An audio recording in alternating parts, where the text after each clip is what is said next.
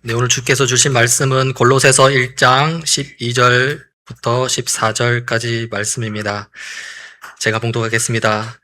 여러분, 이것은 주님의 말씀입니다. 주님의 말씀을 들으십시오.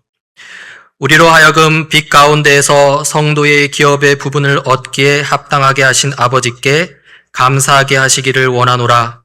그가 우리를 흑암의 권세에서 건져내사 그의 사랑의 아들의 나라로 옮기셨으니 그 아들 안에서 우리가 속량 곧 죄 사함을 얻었도다. 아멘.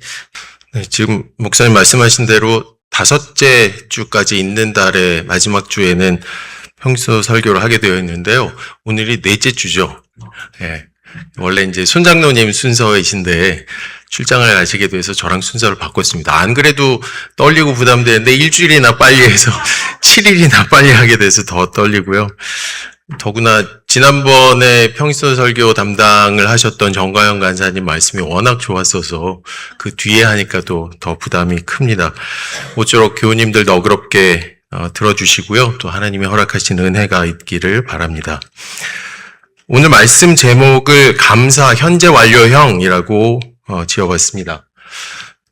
현재 완료형, have plus pp. 벌써 듣기만 해도 머리가 지끈지끈 아파오시지 않을까 싶습니다. 우리가 중고등학교 영어 시간에 have plus pp, 현재 완료형, 너무 어려웠던 기억이 나는데요. 원래 우리말에는 현재 완료형이라는 시제는 없습니다. 우리말에는 시제가 과거, 현재, 미래 이 3가지밖에 없잖아요. 그래서 우리한테 영어의 현재 완료 또 과거 완료 이건 너무 낯설고 생소해서 더 어려웠던 그런 기억이 있습니다. 그런데 그 인도네시아 말에는 아예 시제가 없다고 합니다. 그럼 어떻게 의사소통을 할 수 있을까 궁금하죠? 시제는 없어도 부사를 사용하면 별 문제가 되지 않는다고 합니다. 예를 들어서 우리는 나는 지금 밥을 먹는다. 나는 어제 밥을 먹었다. 나는 내일 밥을 먹을 것이다. 이렇게 동사를 시점에 따라서 바꿔서 말을 하는데요. 인도네시아 사람들은 이렇게 말합니다. 나는 먹는다, 지금. 나는 먹는다, 어제.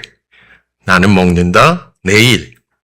이렇게 동사는 똑같이 쓰면서 부사를 적절하게 사용하면 별로 그렇게 시제가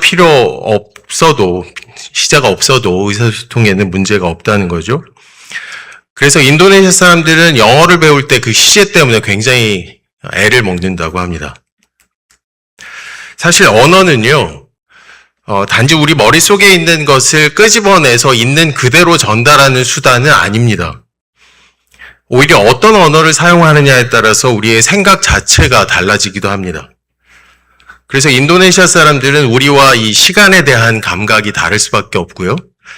또 우리는 현재 완료형을 가지고 있는 영어를 쓰는 사람들과 생각이 다를 수밖에 없습니다.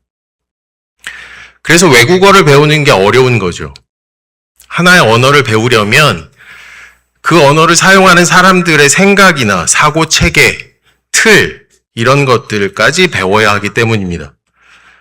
우리는 우리가 사용하는 언어가 만들어내는 틀 안에서 우리가 세상을 이해할 수밖에 없는 그런 존재이기 때문입니다.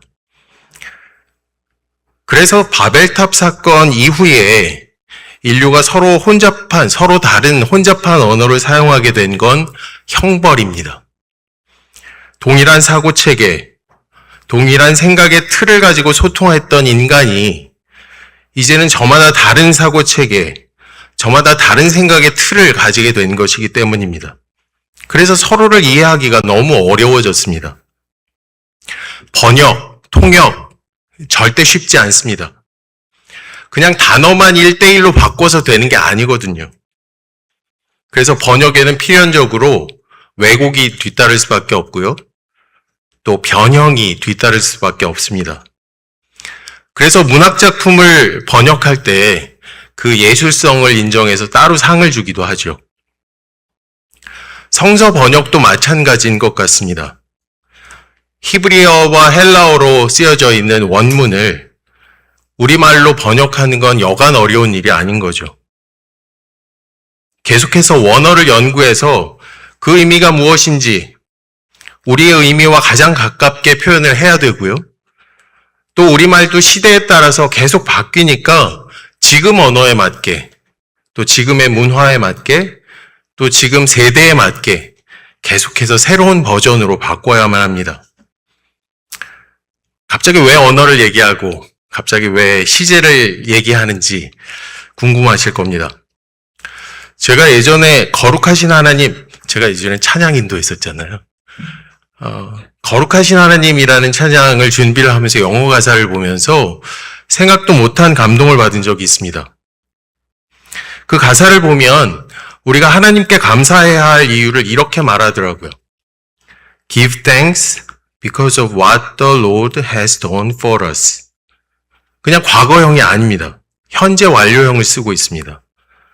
아마 우리말로는 주께서 우리를 위해 하신 일 때문에 감사하라 정도로 그냥 과거형으로 표현할 텐데 여기서는 현재 완료형을 쓰고 있는 거죠. 뭔가 느낌이 다릅니다.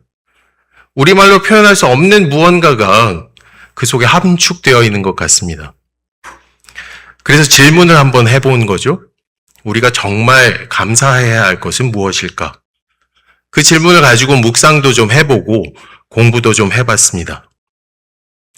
우리가 정말 감사해야 할 것은 무엇일까? 오늘 읽은 본문 골로새서 1장 12절에서 14절은 이 질문에 대한 바울의 대답 정도로 생각할 수 있습니다. 그런데 이 구절에서 말하는 감사의 이유들도 영어 성경을 보면 현재 완료형으로 되어 있습니다. 그리고 그것을 바탕으로 우리가 그래서 오늘은 이 본문을 좀 영어 성경을 가지고 잘 들여다보면서 영어를 사용하는 신앙인들은 이 구절을 어떻게 받아들일까를 좀 헤아려 보려고 합니다. 그리고 그것을 바탕으로 헬라어 원어의 사고와 인식도 아주 초보적이지만 한번 들여다보고자 합니다.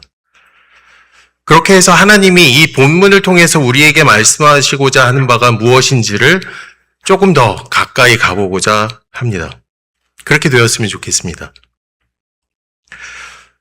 오늘 본문을 한번 볼까요? 오늘 본문에서 바울은 골로새 교회 교인들에게 하나님께 감사드리기를 바란다 라고 말하고 있습니다. 그리고 그 구체적인 감사의 제목을 4가지로 말하고 있는데요. 첫째, 성도들이 받을 상속의 몫을 차지할 자격을 주신 것. 둘째, 암흑의 권세에서 건져내신 것. 셋째, 아들의 나라로 옮기신 것. 넷째, 구속, 곧 죄사함을 받은 것. 이렇게 4가지입니다. 여기서 모두 4개의 동사를 사용하는데요. 주신, 건져내신, 옮기신, 받았다. 우리말로는 모두 과거형으로 보입니다. 하지만 영어 성경을 보면요. 이 4개의 동사 중에 3개는 현재 완료형으로 되어 있습니다. 그리고 나머지 하나는 현재형으로 되어 있는데요. 영어 번역본이 많이 있지만 ESV, English Standard 버전을 보면 has qualified you, has delivered us, has transferred us 이런 현재 완료형들을 사용해서 표현을 하고 있죠. 자, 잠깐 학창 시절로 좀 돌아가 볼까요? 머리가 지끈지끈하지만 한번 해보겠습니다. 우리는 이 현재 완료형 have 플러스 pp가 몇 가지 용법이 있다고 배웠습니다. 그렇게 배웠습니다. 기억은 안 나셔도 그렇습니다. 그중 하나가 과거에 일어났던 이 일이 현재까지 지속적으로 영향을 줄 때 이 현재 완료를 사용한다는 거죠. 예를 한번 들어보겠습니다. I have lost my wallet 이라고 하면 과거에 내가 지갑을 잃어버렸고 그것이 현재까지도 영향을 미쳐서 지금도 지갑이 없는 상태다라는 것을 표현하는 말이 됩니다. 그 의미를 살려서 우리가 번역을 해보면 나는 전에 지갑을 잃어버렸는데 아직도 그 상태 그대로다 라고 할 수 있는 거죠. 과거에 일어났던 사건 하나가 지금까지도 유효하다라는 표현입니다. 현재 완료는 이렇게 과거와 현재가 연결된 시인 거죠. 오늘 본문에서 사용된 현재 완료도 바로 그 용법입니다. 만약 여기에 과거형을 썼다면 그냥 과거에 한 번 일어난 사건, 그냥 그걸로 끝나버린 사건이라는 의미일 텐데요. 여기서는 현재 완료형을 사용함으로써 그 과거 사건의 영향력이 지금까지도 유효하다, 지속된다 라는 의미가 됩니다. 그럼 본문을 다시 보겠습니다. 바울은 우리가 감사해야 할 이유를 모두 4개의 동사를 사용해서 말하고 있다고 설명했습니다.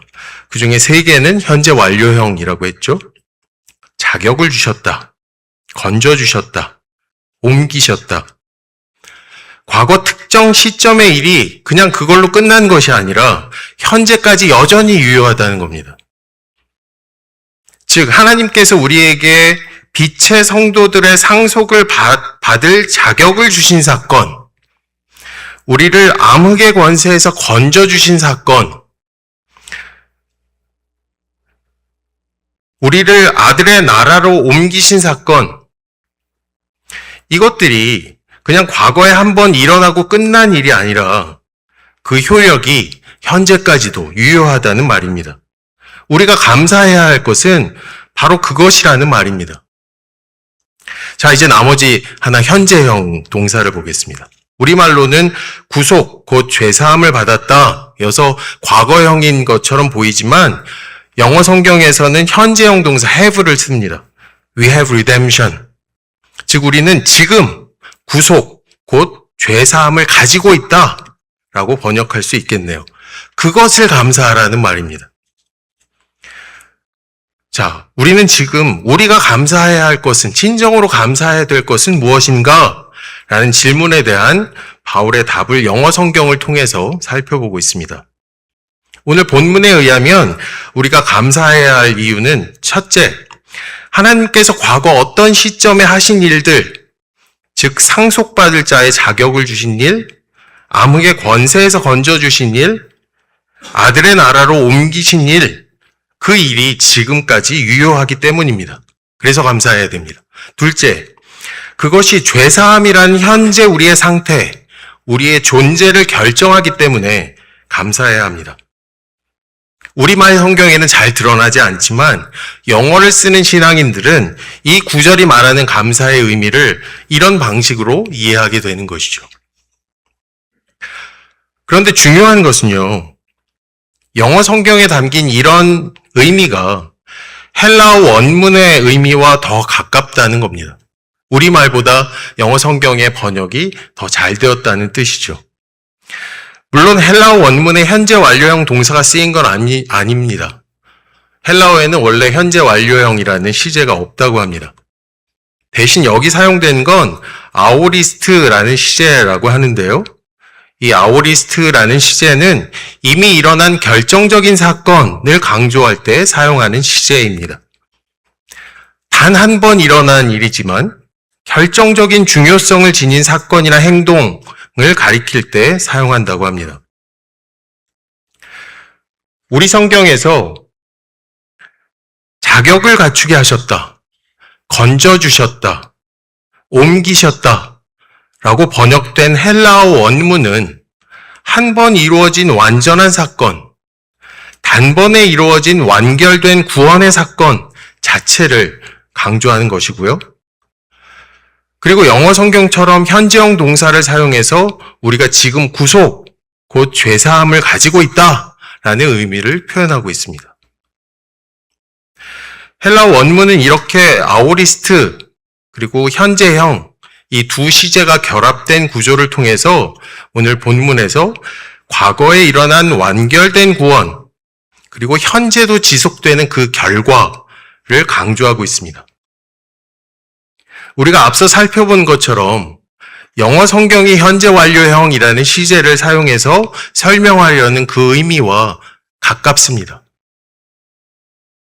영어 성경의 번역이 헬라어 원문의 의미를 우리 성경보다 더 잘 살려서 번역한 것이죠. 지금까지 본문을 통해서 바울이 말하는 감사의 의미를 살펴봤습니다. 한번 요약을 해보면요. 여기서 바울이 말하는 감사의 의미는 첫째, 주께서 우리를 위해 이미 완성하신 그 일로 인해서 감사해라. 둘째, 그 효력은 지금 우리에게도 여전히 유효하기 때문이다. 셋째, 우리는 그 사건으로 인해서 죄로부터 자유함의 상태에 있는 것이다. 이름을 붙여본다면 현재 완료형의 감사라고 할 수 있을 겁니다. 우리가 진정 감사해야 할 것은 바로 이것이다 라는 뜻이겠죠. 교우 여러분, 그렇다면 하나님께서 우리를 위해서 이미 완성하신 일, 과거의 어떤 시점에 일어났지만 여전히 우리에게 유효하신 일, 그 일은 무엇이겠습니까? 본문에서 얘기하는 바울의 가르침을 따라서 우리가 진정으로 감사해야 할 것, 그것은 도대체 무엇이겠습니까? 그렇습니다. 하나님이 직접 이 땅에 오신 성육신, 그의 십자가 형벌과 처참한 죽음, 그리고 그 죽음에서의 부활, 바로 그것입니다. 그 사건입니다. 그 사건을 통해서 값없이 주신 은혜, 그것이 현재 나에게, 우리 교회에게, 또 인류 전체에게 미치는 영향의 위대함입니다. 그것을 감사해야 된다는 말입니다. 히브리서 10장 10절은 이렇게 이야기합니다. 이 뜻을 따라 예수 그리스도께서 자기 몸을 단 한 번 바치심으로써 우리는 거룩하게 되었습니다. 결국 복음, 그 복된 소식의 핵심입니다. 그것이 역사적인 사건, 과거에 일어났던 역사적인 사건이었을 뿐 아니라 그 사실이 지금의 나와 무슨 상관이 있는지를 깨닫고 감사하는 일입니다. 과거에 일어난 일이 아무리 위대하다고 해도 현재의 나와 상관이 없다면 도대체 무슨 소용이 있겠습니까? 이미 완결된 구원의 사건이 있었다는 것, 또 과거의 사건이 여전히 유효하다는 것, 이것을 믿는 것, 또 그로 인해서 내가 죄사함 받았다는 것을 기억하고 감사하는 것, 이것이 오늘 우리가 살펴보고 있는 현재 완료형의 감사입니다. 구약과 신약에는 반복해서 등장하는 단어가 있는데요.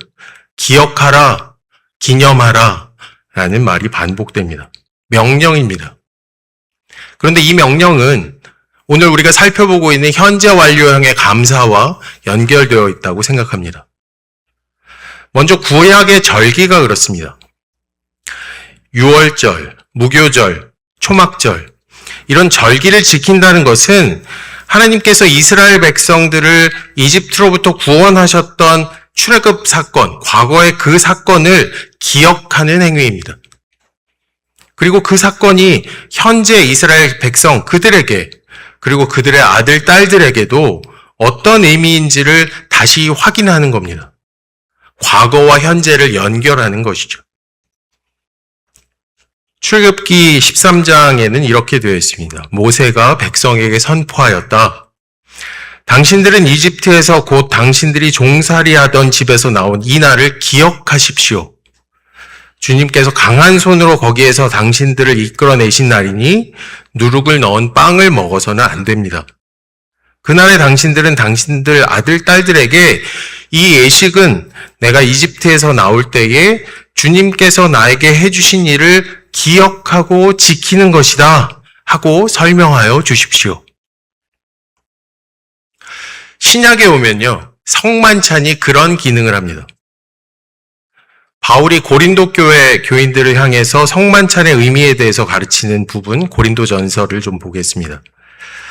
고린도전서 12장 23절에서 26절을 보면요, 내가 여러분에게 전해준 것은 주님으로부터 전해받은 것입니다.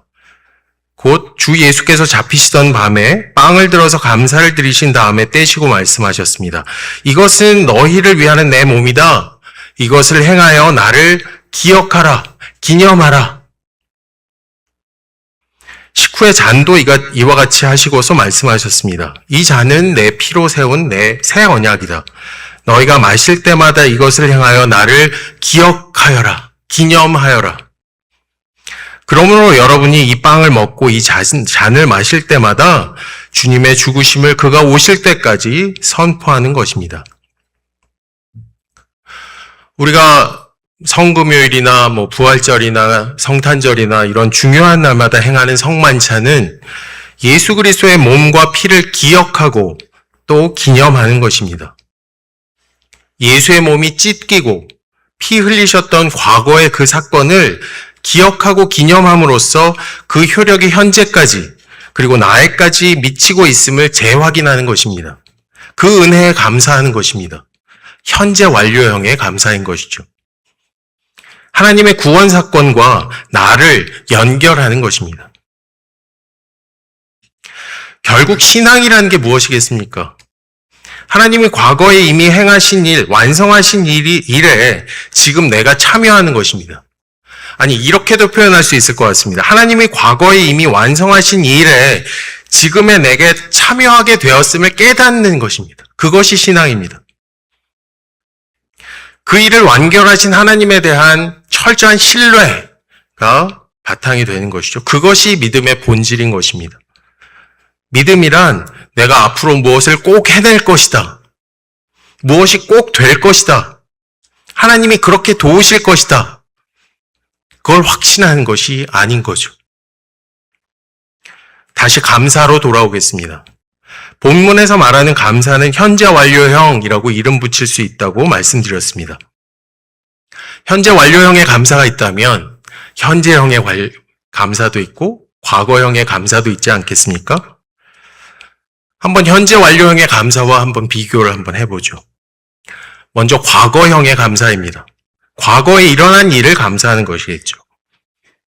주로 자기나 또 자기 주변 사람이 이루어낸 성취, 성공, 또 노력의 결과, 이것에 대한 감사일 경우가 많습니다. 또 현재형의 감사, 현재형의 감사란 현재 어떤 상태를 감사하는 것을 말합니다. 자신이나 가족, 또 공동체가 지금 처한 현재 상황이 형통하고 순조롭고 안정됨을 감사하는 것이죠. 모두 훌륭한 감사입니다. 과거의 성취나 성공, 결과를 감사하는 것, 또 현재의 형통함을 감사하는 것, 모두 성숙한 신앙의 태도인 거죠. 왜 그렇습니까? 그 성취나 성공, 그 결과가 또 지금 상태, 좋은 상태의 원인이 자신에게 있지 않다는 것을 인정해야만 감사할 수 있기 때문입니다. 인생에서 축하하고 감사해야 할 일이 자신의 노력이나 공으로만 이루어진 게 아니라는 것을, 또 절대 그럴 수 없다라는 것을 철저하게 알아야만, 그 아는 신앙에서만 비롯된 감사이기 때문에 그렇습니다. 그런데요, 이 과거형과 현재형의 감사에는 한계가 있습니다. 먼저 과거형의 감사를 봅시다. 나의 성취나 성공, 노력의 결과에 대한 감사의 경우 부득이하게 다른 사람의 실패나 좌절을 동반하게 될 경우가 많습니다. 특히 경쟁이 심한 지금과 같은 현대사회 속에서 한 개인의 성취나 성공은 희소한 가치를 놓고 다른 사람들과 경쟁에서 획득한 승리일 경우가 대부분입니다. 우리가 전혀 의도하지 않았을지라도 그 기회를 놓친 타인들을 밟고 올라선 결과일 수 있다는 것이죠. 그것에 대한 감사일 수 있습니다. 또 현재형 감사는 어떨까요? 우리가 지금의 상황이나 상태에 대해서 감사할 때를 한번 떠올려 봅시다. 여기에도 상대적인 비교가 뒤따를 수밖에 없습니다. 상황이 전보다 나아질 때 드리는 감사도 그렇습니다. 전과 지금의 상황을 비교합니다. 감사해야 할 상황과 그렇지 않은 상황을 비교하는 것이죠. 또 현재 상황이 별로 좋지 않지만 더 나쁘지 않음에 감사하는 그런 성숙한 감사일 경우에도 마찬가지입니다. 여기서도 감사할 수 있는 상황과 그렇지 않은 상황을 비교할 수밖에 없습니다. 범사의 감사는 아닌 것이죠. 오해하지 마시기 바랍니다. 과거형의 감사나 현재형의 감사가 나쁜 감사다라고 말씀드리는 것이 아닙니다. 성취나 성공에 대한 감사, 나아진 상황에 대한 감사 모두 귀합니다. 그것이 감사한 일인지도 모르고 또 감사할 대상이 누군지도 모르는 것보다 얼마나 귀하고 아름다운 신앙의 표현입니까? 특히 그것도 잘하지 못하는 저는 할 말이 없는 사람입니다. 그런데 본문은 이보다 더 깊고 더 성숙한 차원의 감사가 있다고 말하고 있습니다. 성취나 성공을 감사하거나 타인과의 비교, 과거와의 비교를 통한 감사보다 더 신비한 감사가 있다고 말하고 있는 것이죠. 무엇을 감사합니까? 신실하신 하나님이 이미 허락하신 구원의 길에 감사하고 그 은혜로 인해서 변화된 나의 정체성과 신분을 감사하는 것입니다. 바로 현재 완료형의 감사인 것이죠. 이제 말씀을 우리 삶에 적용해 보겠습니다. 현재 완료형의 감사는 우리 삶을 어떻게 바꿀 수 있을까요? 현재 완료형의 감사를 하는 신앙인의 삶은 어떨까요? 우리와 무엇이 다를까요? 우리 주위에 계신 성숙한 그리스도인들을 한번 떠올려 봤습니다. 어떤 상황에도 쉽게 흔들리지 않고 정말 믿음을 보여주시는 그 신앙의 어른들을 떠올려 봤습니다. 어떻게 저렇게 항상 평안하실 수 있을까? 궁금하게 만드시는 분들. 우리 교회도 너무 많이 계시죠. 이렇게 현재 완료형의 감사를 묵상하면서 성숙한 그리스도인들의 비밀이 어느 정도 풀리는 느낌을 받았습니다. 그 비밀과 비결을 푸는 열쇠가 여기에 있지 않을까 싶었습니다. 몇 가지로 나누어 살펴보겠습니다. 첫째, 무엇을 간절히 바라고 기도할 때 이미 감사하는 마음으로 간구할 수 있게 됩니다. 빌립보서 4장은 이렇게 말하는데요. 아무것도 염려하지 말고 모든 일을 오직 기도와 간구로 하고 여러분이 바라는 것을 감사하는 마음으로 하나님께 아뢰십시오. 우리가 무엇을 간절히 바란다는 건 무엇입니까? 그것이 이루어지지 않으면 너무 힘들어진다는 것입니다. 버티기 어려울 정도로 괴로워진다는 것이죠. 그래서 우리가 무언가에 간절할 때 우리는 염려, 걱정에 사로잡힙니다. 조마조마해지고 불안해집니다. 아무렇지 않을 수 없습니다. 그럴 수밖에 없습니다. 그런데 걱정하는 마음이 아니라 감사하는 마음으로 간구하라고요? 간절한 일이 다 이루어지고 난 후에 감사하는 게 아니라 그것을 간구하면서 미리 감사하라고요? 한번 상상해 보겠습니다. 만약 우리가 간구하는 것이 있을 때 감사하는 마음을 가지고 간구할 수 있다고, 그것이 가능하다고 한번 상상을 해봅시다. 그때의 감사는 무엇에 대한 감사이겠습니까? 우리가 오늘 살피고 있는 현재 완료형의 감사, 그것일 겁니다.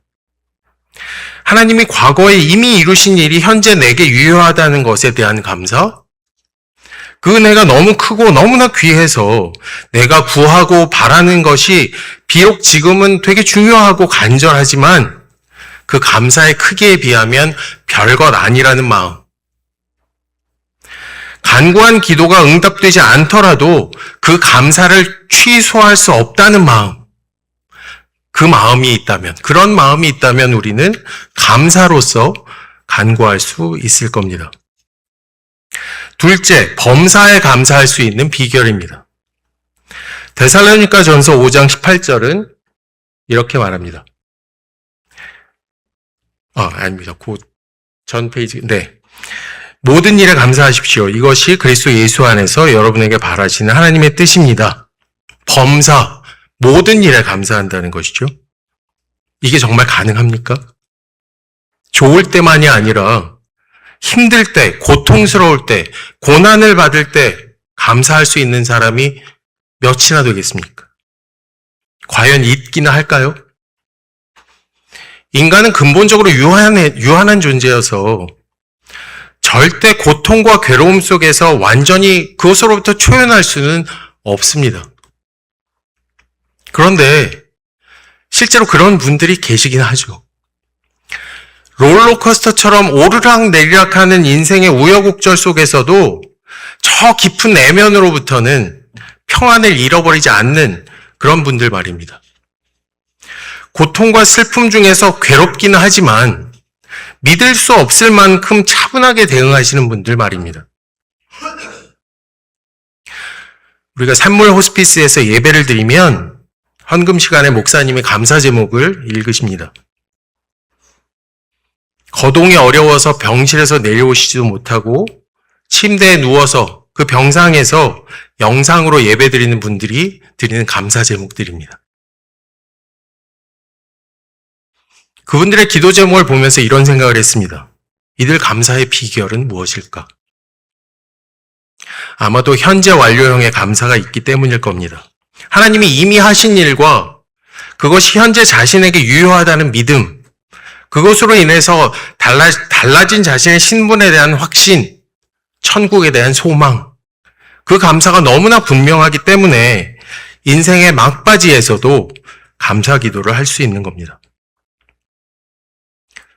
비록 현재의 상태 자체는 감사할 제목이 아닐지라도 과거형의 감사 또 현재형의 감사가 잘 나오지 않더라도 주께서 허락하신 구원의 감격과 그 은혜가 너무 커서 모든 일에 범사에 감사할 수 있는 비밀, 현재 완료형의 감사입니다. 셋째, 그리 아니하실지라도의 신앙이 가능한 비결입니다. 다니엘서 3장 16절 18절에서 다니엘의 친구들이 나오는데요.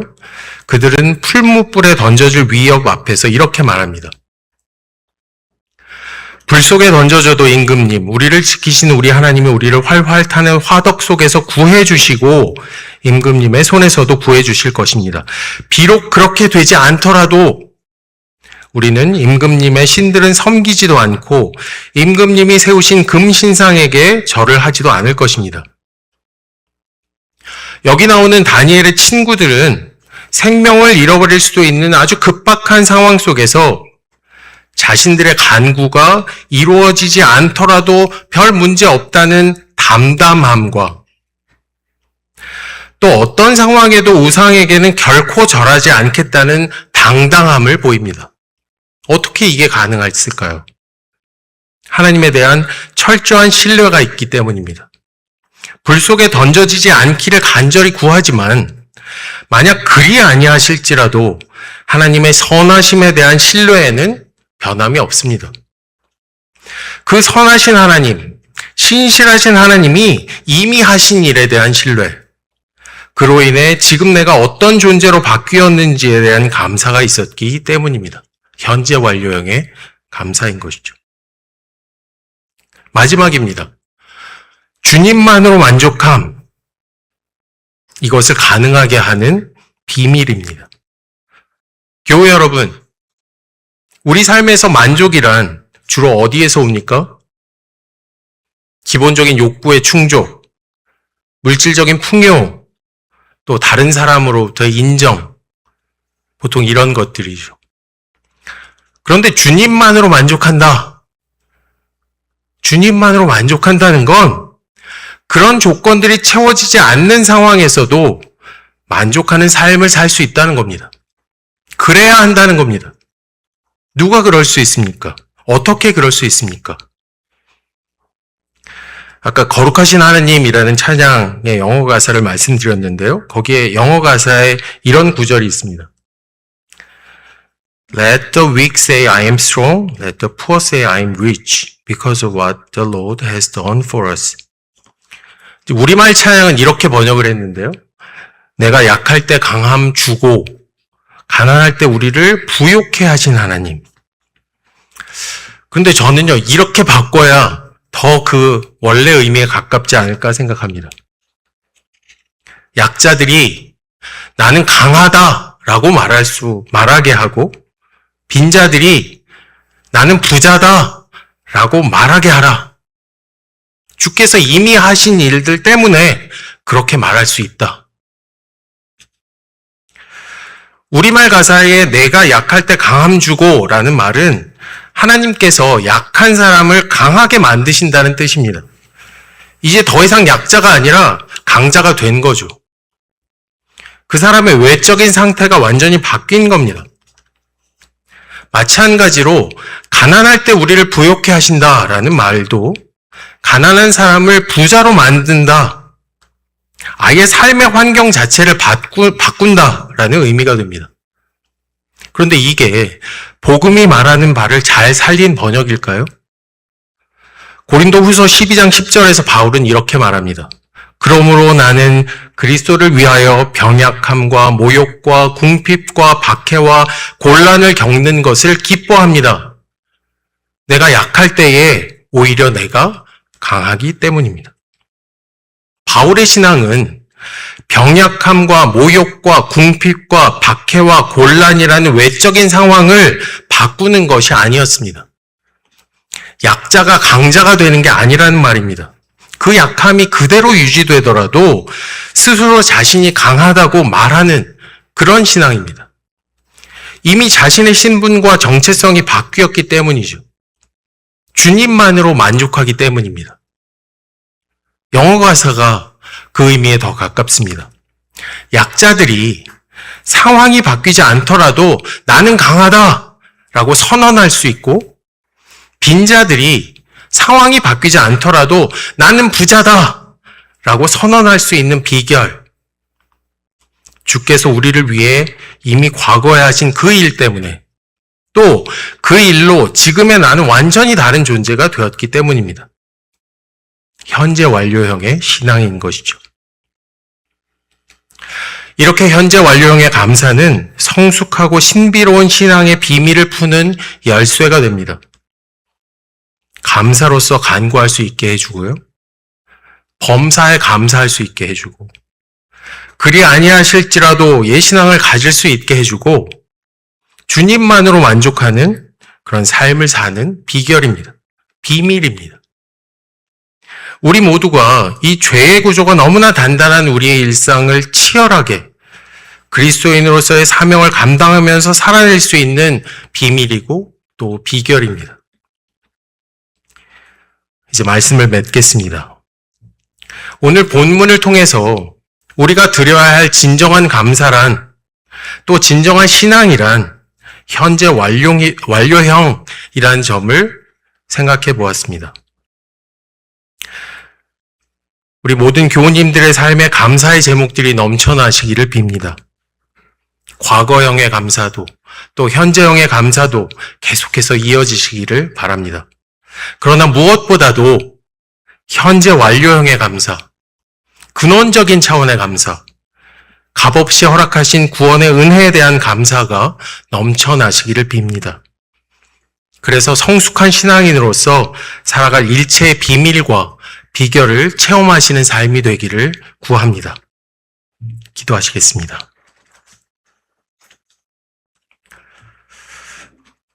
하나님, 오늘 부족한 자를 통해서 감사의 의미를 생각해 보게 하셨습니다. 하나님께서 이미 행하신 일이 지금도 여전히 유효하며 그 은혜로 인해서 내가 완전히 다른 존재가 되었음을 깨닫게 하시니 감사합니다. 그 감사가 얼마나 크고 놀라운지 매일매일 확인하기를 원합니다. 그래서 성숙하고 신비한 신앙의 기쁨을 누리는 삶 살게 하소서. 예수 이름으로 기도합니다. 아멘.